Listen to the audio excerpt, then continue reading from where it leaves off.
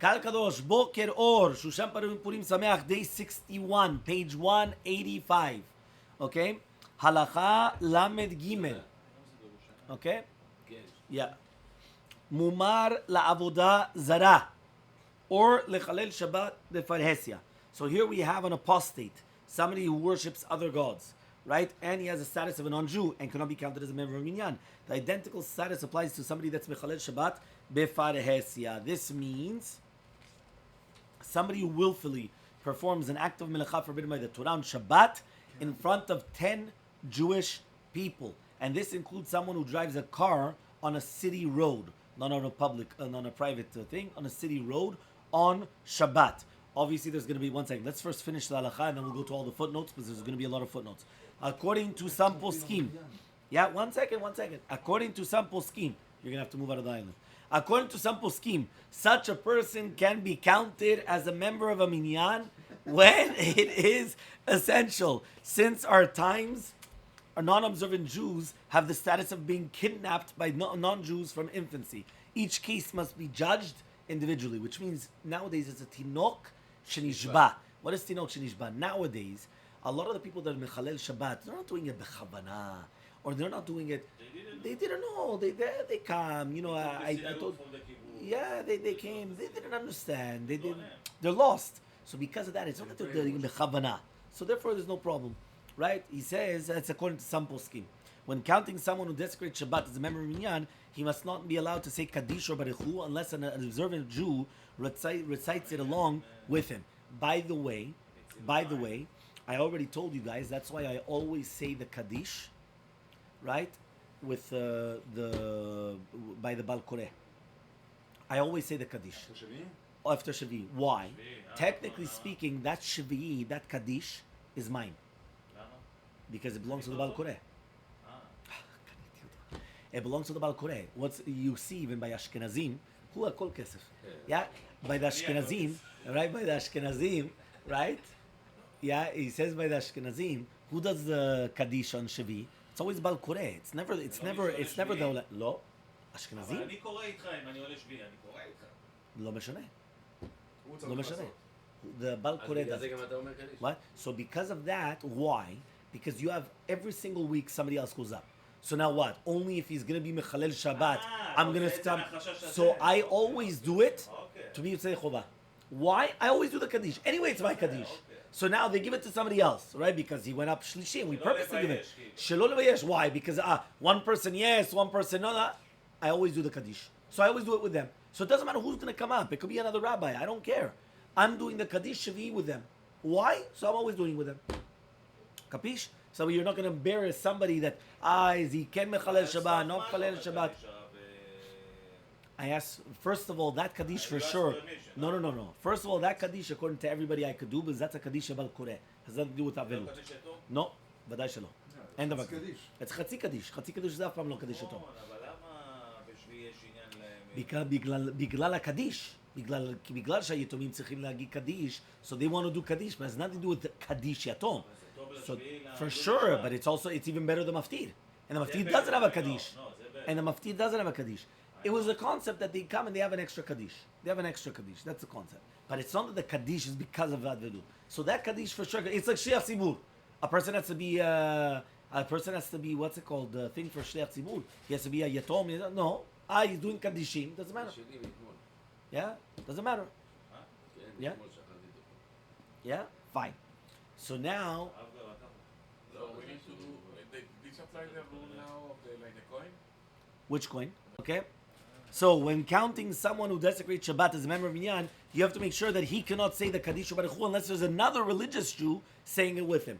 Also, the congregation should not rely on this minyan to do Chazarat Hashatz. Instead, he should only do one Amidah. So that means one more time. Kaddish, you can count the minyan. Don't do Amidah. Chazarat Hashatz. Just do one Amidah. Okay? After the cantor reaches the words Hechal Kadosh, the cantor continues silently. You do one Amidah, Bekitzur. Fine, let's do the footnotes. So here there's a lot of footnotes, okay? So 344. Footnote 344. How many times, meaning like this, we just said that if somebody's Mehalel Shabbat Farhesia, how many times does he have to be Mehalel Shabbat in order to be considered that they're problematic? So according to some poskim, this applies only to someone who regularly desecrates Shabbat, but others rule this even applies to someone who one time. So some people say regularly, some say even one time. Okay, this debate is cited in the Mishnah Berurah and the Kaf Chaim. The response of the Rav Pe'alim, the Ben Ish Chai, ruled decisively that if someone willfully desecrates the Shabbat even once, he's Mehalel Shabbat, he's a Mumar. Okay, and this is likewise the ruling in the Kaf Chaim and the Yabia Omer. So according to Rav Vadia, even once.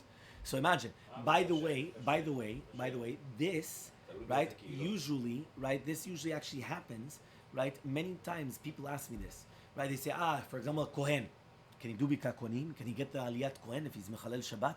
Everyone knows, he lives in Aventura and he's coming here just for Shabbat morning. I did that. So usually the answer is that we, in the Chutz La'aretz, we do give them the Aliyah, right, and everything, but also you see it in how they're embarrassed to do it in front of you. Meaning, even if it's going to be a Kohen or somebody that's going to come in Mechalel, they're not going to park the car right outside. They're going to park the car in another place. So they have to actually go walking there, right? And therefore, if you come out of the synagogue, you see them, they're walking.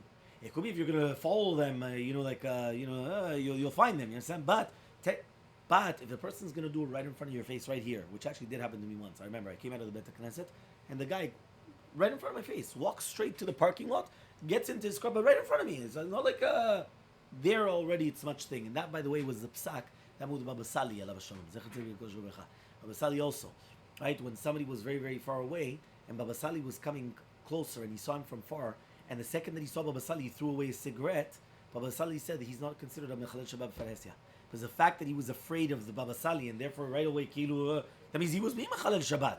But the second that he was afraid of the rabbi, he's not considered Mehalel. Says footnote 345. Performing acts on Shabbat forbidden by our sages. This is what you're talking about. Now, the Rabbanan. The Acharonim debate the halacha regarding someone who publicly performs acts of the Rabbanan, right? And not the Torah. Okay, so this was his question. You see, you're the next footnote. According to the Ziv Chetzedek. Yeah, who is the Ziv Chetzedek? He's on fire today. Rabbi Abdallah Somech, the rabbi of the Ben Ish Chai, Ziv Chetzedek. Okay? The responsa of the Rav Pe'alim and the Kaf Chaim, such a person does not have the status of a Mumar Mehalel Shabbat Faresya, that he counts as a member of minyan. This appears to be the opinion of Mishnah Berurah as well. Right? Although some poskim stringently came in this case, such a case, right? Maran the Rishon LeZion and the Al-Qudr ruled that they're following the lenient opinion. So therefore it's okay. Meaning if a person's Mehalel Shabbat Midrabbanan, they're still counted as a minyan. It has to be Doraita. That means they go against the Torah, not the Rabbanan. Next, someone who's coerced to work on Shabbat to make a living. Let's say a person is forced to work on Shabbat to make parnasah. He does that, like, by the way, that happened here in America. When they came to America, it's either they worked on Saturday or nothing. So therefore they were forced to work on Shabbat. 3 months? Kol hakavod. And you went above it. I started to keep Shabbat in England. Kol hakavod. Came over here. היה לי ניסיון 3 months. Baruch Hashem. If you want, I'm going to say the story now. Okay, then it's okay. Afterwards, yeah? Very good. Someone who's forced to work on Shabbat. The response of Rav Pe'alim ruled that even if someone feels that he has no choice but to work on Shabbat in order to feed his family, he's in the category of someone who desecrates Shabbat publicly. The Rishon LeZion, though, cites poskim more lenient. He wrote that while I was in Egypt, I knew that many of those who worked on Shabbat in order to make a living, right, made sure to observe Shabbat when not at work. They refrained from smoking through the day. Some of them made sure to pray with an early minyan on Shabbat morning before rushing to work. It was obvious that they felt very bitter about what they were doing, but they felt that they had no choice. It seems that to be that if such a person touches wine, it still remains kosher. This is likewise the response of the Yedei David Karaso, who based it upon the ruling of the Ramban, Rabbeinu Yonah and Rabbeinu Yitzchak Bar Sheshad Rivash, that when someone feels forced to do something due to financial pressures, it's considered a case of honest. Therefore, this person does not render wine unkosher by touching it. So basically, Rav Vadia is paskening le'akel, that if he's doing it mamash for parnasah, and he's still keeping the rest of Shabbat, it's still going to be okay. 346, the halachic definition of publicly. What does it mean now, mefarhesia? So he says over here like this. The Mishnah Berurah defines this to mean that someone who desecrates Shabbat in view of 10 Jews, or even if it's in the view, if he realizes that his action will become known to 10 Jews. The definition is accepted by the Rav Pe'alim, the Kaf Chaim, and the Siftei Kohen. Yeah, are you listening? The Maran Rishon LeZion, however, cited the Binyan Tzion, another Acharonim ruling, that this applies only to someone who actually desecrates Shabbat in the view of 10 Jews at one time. If 10 Jews witness him desecrating Shabbat at different times, however, he does not descend to status, meaning he has to be in front of 10 Jews at the same time, not in front of one Jew and then another day in front of another, and now Friday night in front of one. No. In front of 10. This is likewise the same opinion of Rabbi Eger. 10 witnesses must see the act together, and the Yabia Omer and the right of Manan Shalom Tzion cited proof from the Minyan Tzion from Rabbeinu Menachem Ameiri, comments to Sanhedrin.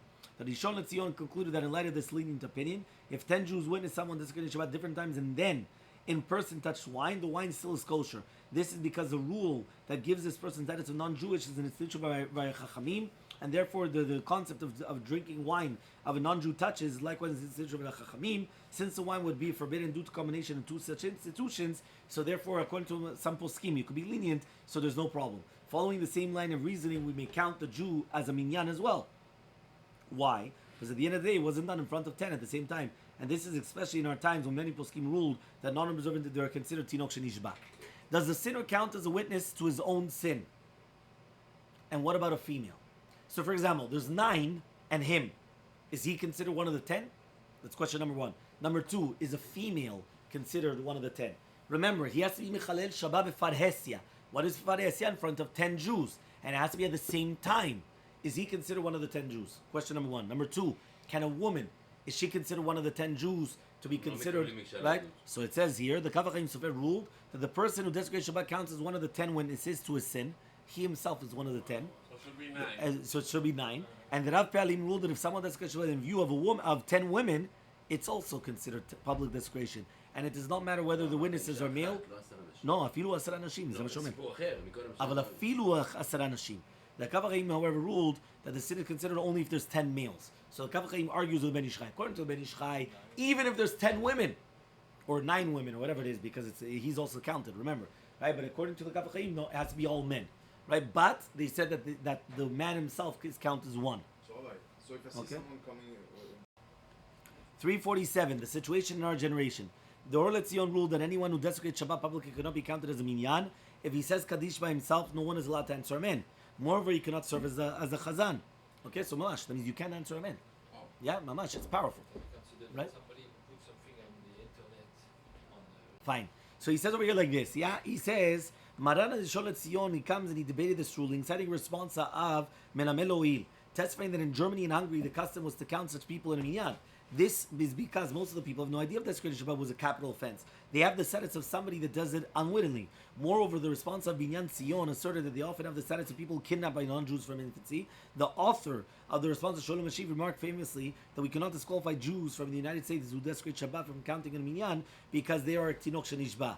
The Rishon LeZion discussed this issue in the Yalkut Yosef. He said the Chazon Ish, suggesting that in our times we are incapable of rebuking sinners properly. Therefore, those who desecrate Shabbat these days have status of Tinok Shenishba.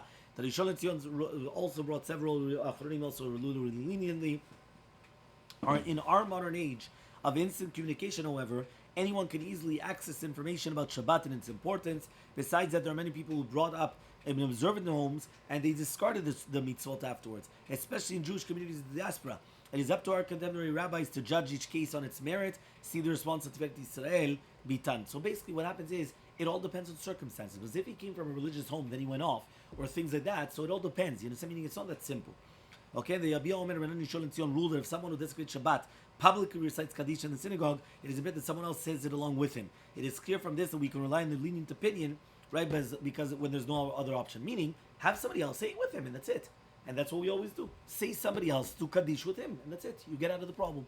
Okay, and that's what we do here. Okay? Fine. Someone who would not dare desecrate Shabbat in the view of a Torah scholar. This is what I told you before, the Baba Sali.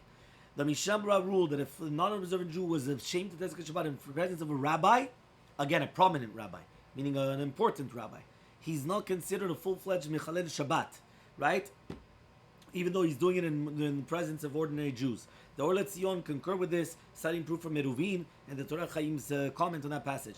Manan and Rishon LeZion stipulated that this only applies if we are certain the sinner would not dare commit the sin in front of the scholar. If we are not certain about it, and the sinner does do it in front of the Jews, we must assume that he does not care. Meaning, if we don't know, so he's probably Mechal Shabbat. But if in front of the rabbi he doesn't do it, meaning we see that he doesn't do it, so then you could be lenient. Last one, 348. This is the ruling of the Rishon LeZion, as explained. Halacha Brura also added that the Chazan must not recite the Chazarat Hashatz if the minyan is completed by someone who is Mehalel Shabbat.